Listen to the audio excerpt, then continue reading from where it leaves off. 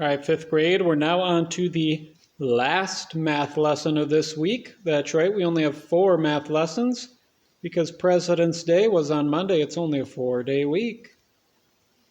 Open up to the last page of your packet where you got the toucan smelling a flower. Toucan fraction number 4. Today we're going to be working on multiplying a proper fraction by a proper fraction. Okay? It's probably the toughest thing we've done all week, so we're going to jump right into it.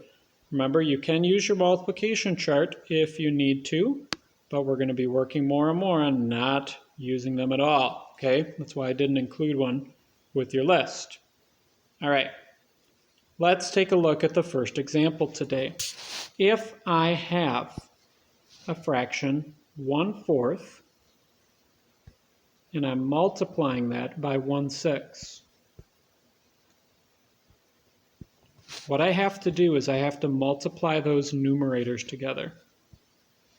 So I do 1 times 1. What's 1 times 1? It's 1. You got it. Now I multiply 4 times 6. What's 4 times 6? 24. Okay, I'm done. That's my answer. How do I know I'm done? Well, I don't have to express in lowest forms because it's already expressed in lowest forms. Can you get a number smaller than 1 without getting to 0?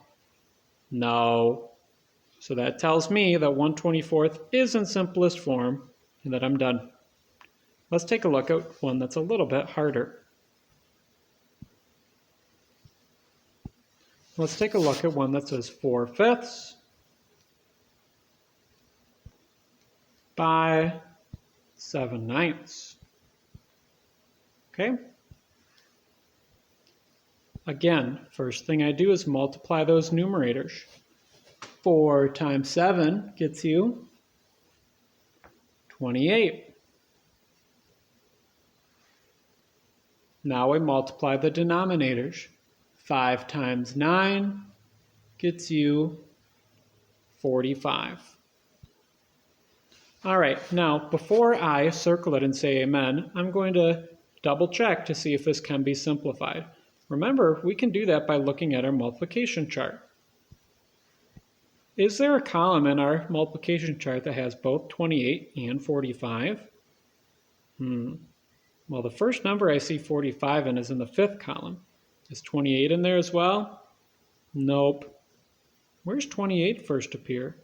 Oh, that first appears in the 7th column, but is 45 in that column?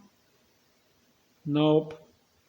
There's no other columns that I can see that have 45 and 28. 9 has 27 and 45, but not 28 and 45. So what that tells me is that this is in simplest form. So I can go ahead and circle it. My answer is 28/45, and I'm going to give you guys a little hint. All of your math problems on toucan fraction 4, you don't need to simplify. Next week, we are going to start simplifying. So today, all you have to do is this. Today, you have a fraction, your numerator over your denominator. You're multiplying that by another fraction, your numerator over your denominator. And to get your answer, your new fraction is just the product of those two numerators, and your new denominator is the product of those two denominators. All right? Put that into practice today on toucan fraction number 4.